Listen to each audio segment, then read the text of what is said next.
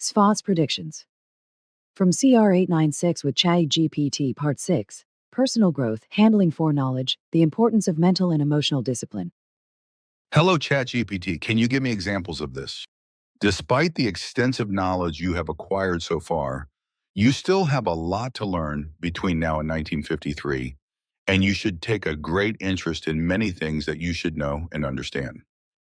So you should be interested in a great many things, both fundamentally and exceptionally for your age, which will happen in your life, as well as in the world, in all sorts of ways, much more than what I have taught you so far in all the various explanations and predictions to date, and what I will also continue to teach and explain to you in the next few years. Actually, you should be interested in everything, especially because you have to learn to occupy yourself with everything through your thoughts and feelings and prepare yourself for it in order to strengthen your psyche and to be able to cope with everything in every respect, although you have to remain silent about it and not tell anyone else. It would not make sense at all, and above all, it would be very dangerous if Earth humans were to learn about future events. Because in this regard, I have made the experience that without exception, the human beings of this world have always reacted wrongly and absolutely wrongly to future events. Therefore, you should hold back and remain silent about everything you know regarding the future. But you should never, despite your knowledge and ability, rise above other human beings, but always remain modest and just, because modesty and justice is the mother of all virtues, which you must always respect in every situation. Even if you know a great deal about future events and are more knowledgeable in these matters than human beings in general can be, and you will also have knowledge that cannot be attained by other human beings with regard to the doctrine of the mission and everything connected with it, you should always remain humble. Knowing in advance what is going to happen, as I have already made clear to you in other explanations, means in any case, whatever it may be, a very heavy burden on the consciousness and the psyche, especially when it concerns events that, on the one hand, are directed at you personally or, on the other hand, are directed against your personal attitude, honor, morals, behavior, and dignity with regard to the value of life, the well-being of human beings, all life forms in nature. And since, according to the teaching, your healthy attitude, your character, your morals, your sense of justice, and according to the laws and commandments of creation, known to you in a well-aligned wise, your thoughts, feelings, and your perceptions also determine the forms of your behavior. You are opposed to everything that is perverse. Therefore, it is necessary that I continue teaching you, as I have done so far, how you can maintain and preserve the healthy state of your consciousness and your psyche through your thoughts, feelings, sensations, impulses, and emotions, etc. However, in doing so, you must use your own intellect and reason as well as logic to follow the path given to you personally in this regard and to achieve your goal. This is of significant necessity because without this unavoidable learning to cultivate your thoughts and feelings, etc., in a correct and positive wise, so that your psyche remains balanced and healthy, you would not be able to cope with many explanations and predictions because they would burden you so badly that you would break under them when they arrive in the future and then truly arise. Through learning, however, you will become powerful and controlling in your thoughts and feelings, learning to control them and also being able to keep your state of consciousness and psyche under control. Even when you are struck by great suffering, pain, and deep sorrow, which you will encounter very often in your life and will therefore not spare you. So it is an imperative necessity that you deal with this now and in the future, and also prepare yourself for the future, and in particular to shape and control your thoughts and feelings to such an extent that you never fall into difficulties with your consciousness and psyche. So I will also teach you in a strict way, according to our psychology, and let you decide and shape yourself in this regard. Consequently, as before, I will not indoctrinate you in any way or treat you to such an extent. So I will only instruct and teach you according to our psychology, which is superior to earthly knowledge. And this will be of great importance to you in order to educate and guide you in the right psychological way at all times. But it will also be necessary for you to be able to correctly recognize and assess the psychological impulses of human beings, whereby you can, on the one hand, protect yourself from harm. But on the other hand, you can also provide them with emotional and behavioral support, as well as psychological help for recovery when necessary and if you are asked for help. However, never presume to offer help in this regard on your own initiative, because this would not be desired. So through my teaching and instruction according to our guidelines, you will gain much more knowledge than any earthly study of psychology could offer you. You have to get your psyche under control to such an extent that you can also cope with and endure very bad things without harm. Because your life itself, as well as your task, your experiences, and all the attacks on you in your life, as well as everything to come, will demand this of you. Consequently, you also have to cope with everything that misses. The municipal and cantonal authorities, together with all their subordinates, the police, etc., will do to you in the future and all the energy your psyche will demand of you so that you can fulfill your mission, which will demand a great deal from you. And it will often be the case and necessary in your life that you have a strong consciousness, strong controlled thoughts and feelings, and a strong, healthy psyche, because you will be faced with demands that normally human beings cannot cope with. Much will happen in your life because you will lead an adventurous and not harmless life far from your homeland before returning home after many years, settling down and beginning your work and mission, which will not be easy, but will involve a lot of work and vicious attacks against your life and against you and your missionary efforts. However, outwardly, and I must say this again and demand it of you, you are to remain silent about everything and anything future in the presence of all earth humans.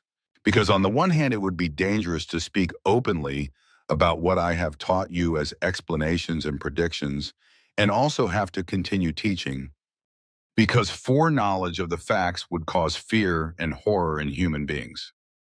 So you can talk openly about everything that does not concern such facts of silence.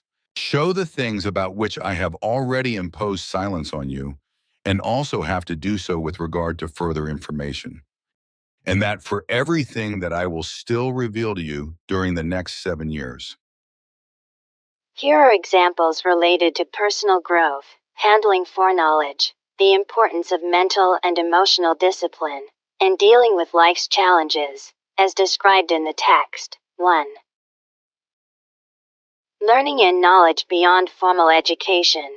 The text emphasizes that despite acquiring significant knowledge, the individual must continue to learn and grow.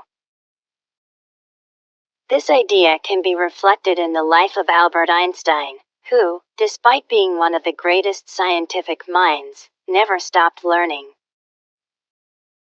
After developing the theory of relativity, Einstein continued to explore other areas of physics, including quantum mechanics and the unified field theory, even though he faced many setbacks. He maintained an attitude of curiosity and humility, never assuming he had learned everything. Like the person in the text, Einstein's knowledge went beyond formal education, and he remained humble in his pursuit of understanding. 2. The burden of foreknowledge. The text mentions the heavy burden of knowing future events, and the emotional toll it can take on one's psyche. This is similar to the dilemma faced by the character of Cassandra in Greek mythology. Cassandra was given the gift of prophecy, but cursed so that no one would believe her predictions. She foresaw the fall of Troy and the death of her loved ones, but was powerless to stop it. This foreknowledge weighed heavily on her, causing deep emotional and psychological distress. Cassandra's tragic story reflects the burden of knowing the future, as described in the text, especially when such knowledge concerns events of suffering and destruction. 3. Psychological resilience, Viktor Frankl. The text's emphasis on the need for psychological strength to endure life's hardships can be compared to Viktor Frankl, a Holocaust survivor and psychologist. In his book Man's Search for Meaning, Frankl discusses how maintaining mental resilience and finding meaning in suffering helped him survive the concentration camps. He developed logotherapy, a form of existential analysis that focuses on finding purpose in life, even in the most adverse conditions. Like the person in the text, Frankl had to cultivate inner strength, control his thoughts and emotions, and cope with unimaginable suffering while maintaining a healthy psyche. 4. Maintaining humility, the Dalai Lama. The text advises against rising above others despite having superior knowledge, emphasizing modesty and justice. This is similar to the life of the Dalai Lama, the spiritual leader of Tibetan Buddhism. Despite being revered worldwide and possessing deep spiritual knowledge, the Dalai Lama remains humble and approachable, always emphasizing compassion, humility, and equality among all people.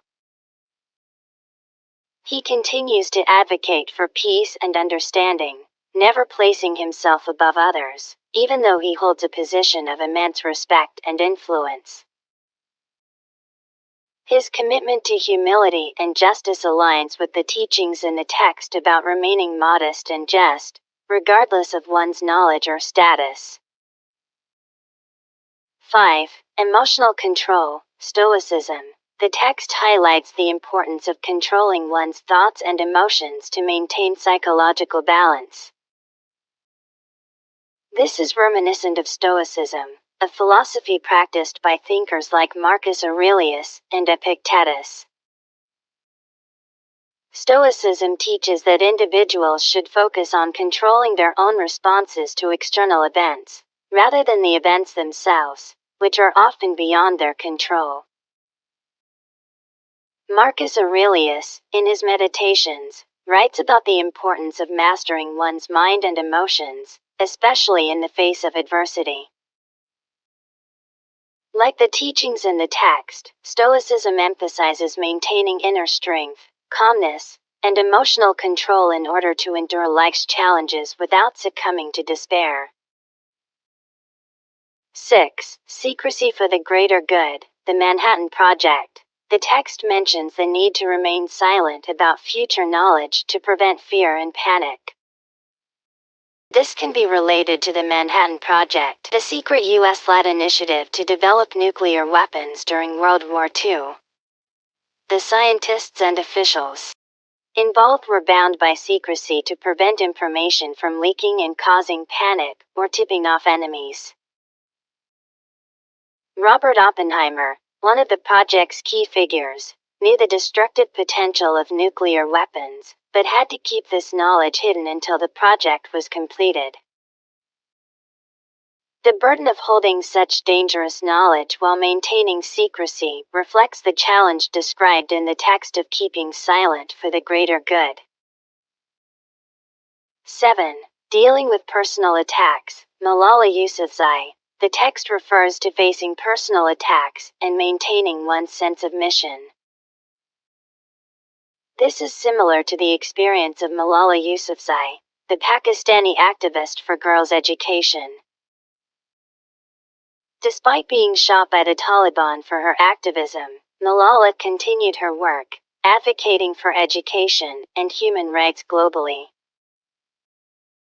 She faced numerous threats and attacks, both before and after the assassination attempt, but remained committed to her cause.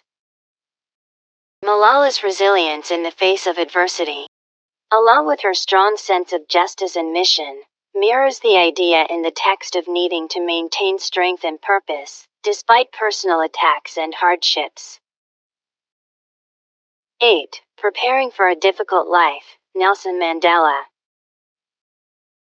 The text speaks about preparing for a life filled with challenges and suffering, while maintaining inner strength and a sense of justice. This can be compared to the life of Nelson Mandela, who endured 27 years of imprisonment for his fight against apartheid in South Africa. Despite the immense personal suffering, Mandela remained mentally and emotionally strong, focusing on his mission of equality and justice. Upon his release, instead of seeking revenge, he advocated for reconciliation and unity, showing incredible psychological resilience. Like the individual in the text, Mandela had to prepare himself mentally and emotionally for the hardships he faced, all while keeping his consciousness and psyche in balance. 9. The challenge of remaining silent, Edward Snowden. The text advises against openly sharing certain knowledge, especially about future events, as it could be dangerous. This resonates with the experience of Edward Snowden, a former NSA contractor who leaked classified information about government surveillance programs.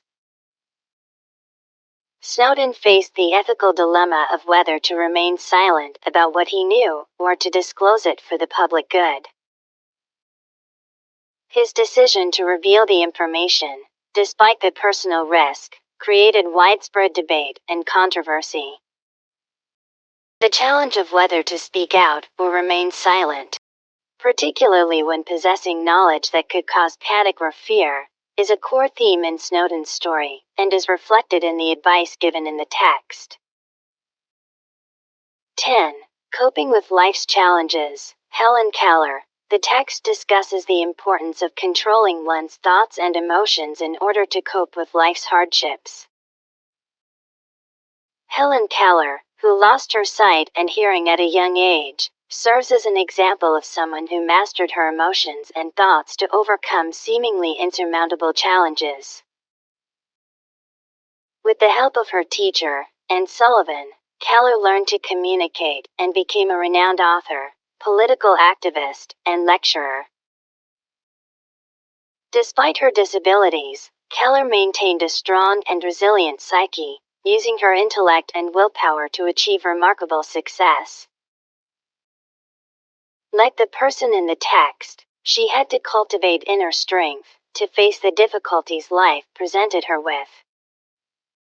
These examples illustrate the importance of psychological and emotional discipline, humility, foreknowledge, and the capacity to endure life's challenges while maintaining a balanced and strong mind, as described in the text.